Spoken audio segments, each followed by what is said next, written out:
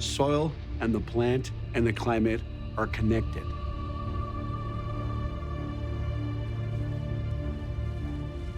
If you don't have a living plant, you're going to have more evaporation. What we want is transpiration. When the moisture leaves through the plant, when it does that, it increases humidity, and when it increases the humidity, we have more rain. 60% of our rainfall comes from the ocean. But a lot of people don't realize 40% comes from small water cycles where our rain comes from inland. What's going on is we disrupted the small water cycles. That's when you have too much sensible heat coming off bare soil.